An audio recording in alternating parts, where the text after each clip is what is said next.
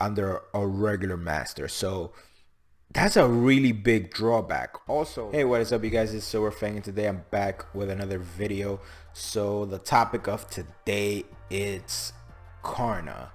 What do I think about Karna? Today we're gonna talk about the good, the bad, and the controversial. I'm gonna give you my thoughts and try to be as unbiased as possible. So if you guys can't tell, it's like 1 in the morning right now. I just got home from work from like a 15-hour day, so I'm a little bit wiped, but I'll do my best to keep my energy up. And honestly, today might be like the last opportunity that I get to record this week. So I was like, let's just get it done. Let's just get it done. So let's jump right into the video.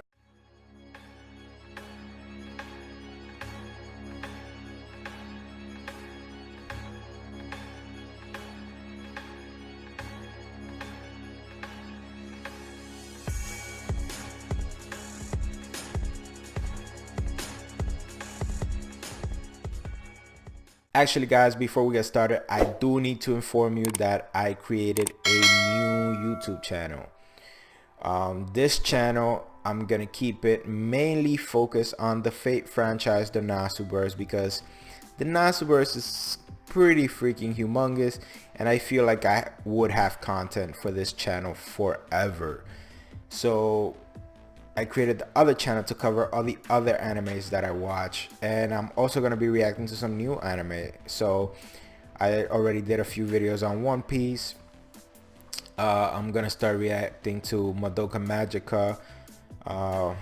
That's going to be the next video. I'm going to be reacting to the whole series. I'm going to be reacting to some other series as well. I'm going to cover probably My Hero Academia. I'm gonna react to Attack on Titan, the final season, definitely doing that. So if you're interested in that, head over to the new channel, subscribe. The link to it will be in the description box below. So let's get to Karna. All right, so let's talk about like the first things. The first things first, his design.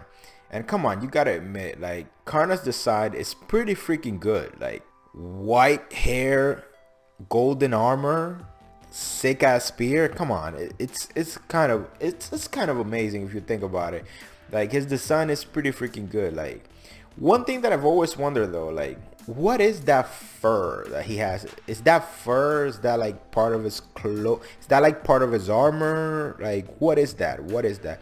Because it kind of looks like it lights on fire when he uses Manover. So I'm wondering if it's actually part of his armor, or if it's just like a fashion show choice. But either way, like, his design is pretty freaking good. Next thing, his attitude, right? Let's talk about his personality, his character, whether he's good as a servant or not. So first things first, Karna is a really honorable knight. The man is honorable to a fault. It's part of his legend where he gave up his armor on his way to war, knowing that it was a trap, but he did it anyways because of his honor. So the man is crazy honorable. Now, that can either be a good thing or a bad thing, depends on you, honestly, because one of the things is, if you're, for example, if Karna gets a type of master who's really strategic, it's nothing bad that he's honorable. It's just that the master is gonna have to work around his character, I guess. Like, for example, if he won't do anything that's shameful or disgraceful. One thing that Karna does love though, it's a good fight. So if he finds a strong servant, he's good to go. His attitude kind of reminds me like Artorias in Fate Zero, where she's crazy honorable. So if you get a master who's really good, like, who's thinking of like strategy and not specifically like winning the honorable way, it's something that you're just gonna have to work around, kind of like Kiritsugu did with Artoria, where he's like, okay, I got my strategy now, so you're gonna go with her, and you're gonna pretend you're the master, and I'm gonna do me from the background, and that's just something that you're gonna have to work around. Now, the good thing about Karna is that since he's so honorable, doesn't matter what your intentions are, he will abide to his contract as your servant, meaning he won't betray you. Now, we've seen this in Apocrypha where head of Jigada Millennia at the moment, I forgot his name, he asked Karna, well, why don't you join us? And Karna said, no, because I'm bound as my duties as a servant. There's no way. So the command spells are gone, but you're still devoted to your former master? It seems that you find this odd. And yet for someone like me, it's my pride as a Kshatriya. So even if he didn't agree with Shiro's methods or motives, he still abide to him as a servant. So he won't betray you. He will fight to the bitter end. It's just his honorable nature is just something that you're gonna have to work around. Now, the man is powerful. The man is crazy powerful. The dude has an anti-army, anti-divine noble phantasm, which is extremely powerful. His armor is insane. So the man almost takes no damage at all. So it's hard enough to pierce the man's skin. Now, the bad thing about Karna is actually this one big drawback, big huge drawback to summoning Karna, right? And we've been lucky enough to see him at full force almost every time we've seen him, honestly, because in the Singularity he was summoned by the Grail, I believe, and then in Apocrypha he was summoned by Shiro Amakusa, one of the few beings that can actually support his existence. But the man has crazy mana cost. The dude, it is said that a master won't be able to maintain his mana burst for even 10 minutes. Like, the dude spends a crazy amount of mana. So it's, if you summon him as a servant, you're gonna have to do something. And Karna is not the type of servant that would go around eating people's souls like other servants have. So it's gonna be rough. I'm assuming it's gonna be kind of the situation, kind of like Artoria, where she was nerfed by Shiro. Karna's pretty much gonna be nerfed by everybody that summons him. Honestly, the man, his mana cost is huge. So it's come on, dude. He can't even maintain mana burst for 10 minutes under a regular master. So that's a really big drawback. Also, every time that he's summoned by anyone other than like the Grail or like Chaldea or like somebody like Shiro Amakusa, who had mana for days, he was a servant on his own, and also had spare command seals that he can kind of use as mana batteries. So like, if he doesn't have somebody like that, it's gonna be rough to use Karna, really. He's probably gonna have the same issue as Artoria, where he can't dematerialize as a servant. He's gonna have major drawbacks. So it's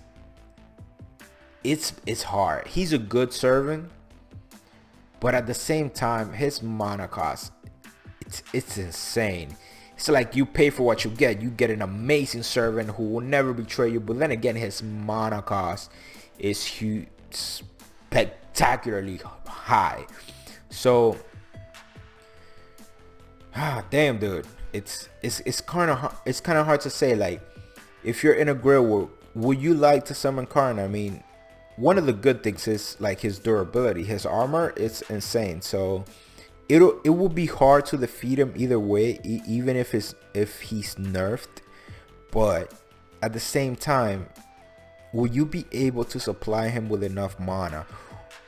Will you even have the energy to freaking fight yourself? Or like, it's hard to tell, because though everything thing that I've read about Karna is like, if a regular person summons Karna, it's like they won't be able to function properly due to how much mana he requires. Like, you'll be tired all the time most likely, and it's kind of rough. So is the good worth the bad in a sense? Like, if you're in an actual Grail war, is Karna strength worth the drawback?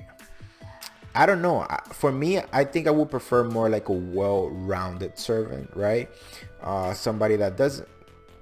I just think it's the best way to go. Like a well-rounded servant, somebody that's not too weak but it's not too strong. Now we got to talk about one important part: his archer form. And his archer form, completely different story. One reason: independent action. That is the skill. In my opinion, if you don't have independent action as a servant, like as a top tier servant, it's gonna be hard for anybody that summons you, man. The really top tier dudes need to have independent action. That's why somebody like Gilgamesh, he has his drawbacks, but let's say we take away all those drawbacks and just leave him and his power, he's actually pretty good because the dude can support himself. He's top tier, but he can support himself. So independent action is the skill that top tier servants need. If they don't have it, it's hard for anybody that's not like an incredibly either powerful person, has, I don't know, reserves of mana is like crazy. You know, I think in order to be able to support Karna, you have to have like something like Yiga the Millennia was doing, like have like homunculus as like mana batteries. That might help, I guess. Maybe that might help, I don't know. But like it is clearly stated that just one person, like a regular normal average master, maybe even top tier mages, can't like support Karna and provide him the mana for him to function at his like utmost potential. So that's a really huge drawback, because the good thing about Karna is that he's crazy strong, but if anybody else summons him, he won't be that strong. He will be nerfed like all the way through. Now I don't know if that nerf will affect like his durability or like the protection of his actual armor, because if it does, it's kind of a really huge drawback. Because even if you summon him, the good thing about him is like it will be really hard to defeat him, because he's so hard to kill. You either have to attack him from the inside or make him take off his armor some way, like make him take it off, like make him use his noble phantasm. Those are the only two ways that you're going to defeat Karna. And then if you make him use his noble phantasm, you also have to have a way to survive it, which not a lot of servants do. So is the good worth the bad? You guys tell me in the comment section below. I mean, I would say it's not worth it, because if you can barely function as a master, right? If you can barely function, it's kind of tricky. Like, you're in but for one thing, you're an easy target for other servants, like assassin type servants, because you're gonna be tired all the time. You won't be able to defend yourself as good, and even if you're a good mage, you probably won't be able to use your magic all that much, because most of your mana is going to Karna, and even that, it's not enough. So is it worth it? As a regular person, maybe not. As an average master, maybe even the top tier masters have a hard time. But is it worth it? Do you guys think it's worth it? I personally don't. I think an average servant is the way to go, unless you have like mana batteries like Giga the Millennia did, or an excess amount of commands, access to an excess amount of command seals, or any other way that you can get mana. I would rather go the well-rounded servants instead. But let's talk about his other, like, the other ways he can be summoned. Like, for example, as the Grail. In that case, then Karna is extremely good. Extremely good. I cannot say that enough. The man is crazy powerful.